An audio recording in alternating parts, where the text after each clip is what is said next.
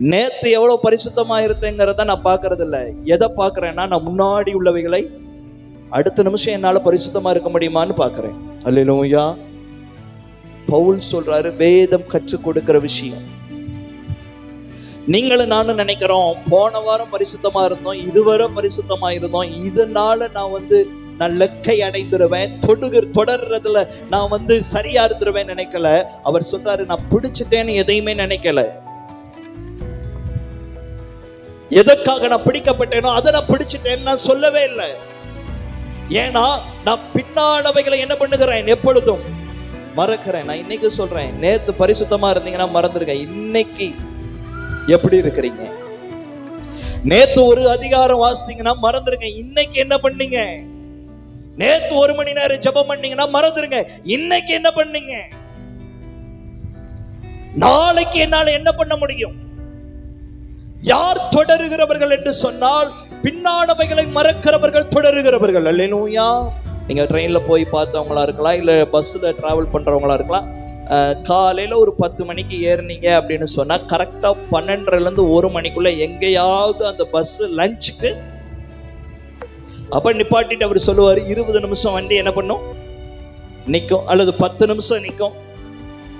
ஒருவேளை ரெஃப்ரெஷ் ஆகிறவங்க போய் என்ன பண்ணுங்க, ரெஃப்ரெஷ் ஆயிட்டு வாங்க, சாப்பிட்றவங்க சாப்பிடுங்க அப்படின்னு சொல்லுவார். இல்லை, நல்ல சாப்பாடு இன்னும் கொஞ்சம் வாங்கி சாப்பிடணும் போல இருக்கு. டிரைவர் ஏறிட்டாரு, பஸ் கிளம்பிருச்சு. இன்னும் சாப்பிடணும்னு நினைப்போமா, இலைய மூடி வைப்போம்னு நினைப்போமா? நம்ம எல்லாத்துக்கும் ரொம்ப நல்லா தெரியும்.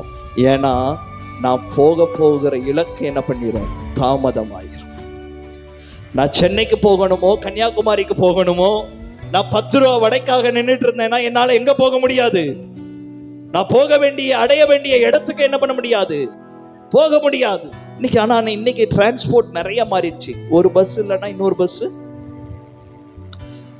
ஆனா பரலோகம் அப்படி கிடையாது பாருங்க. ஒரே வாழ்க்கை.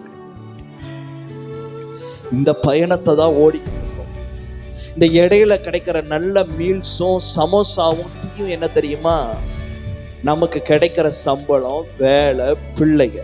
இந்த பயணத்துல ஹலோ, இதை நான் பார்த்துட்டு எதை விட்டுறக்கூடாது. இன்னைக்கு இந்த உலகம் எதுல ரொம்ப இம்பார்ட்டன்ஸ் கொடுக்குதுன்னா, பிரயாணத்துக்கு இம்பார்ட்டன்ஸ் கொடுக்கறது இல்லை. ஆனா இந்த உலகம் எதுக்கு முக்கியத்துவம் கொடுக்கறதுனா, இடையில கிடைக்கிற இந்த சமோசா, இந்த டீ, இதுக்கு வெயிட் பண்ணிட்டு இடையில நின்னோம்னா என் இலக்கு பாதிக்கப்படும், என் பிரயாணம் பாதிக்கப்படும், என்னுடைய வாழ்க்கையில எதை நோக்கி தொடருகிறேனோ அது நின்று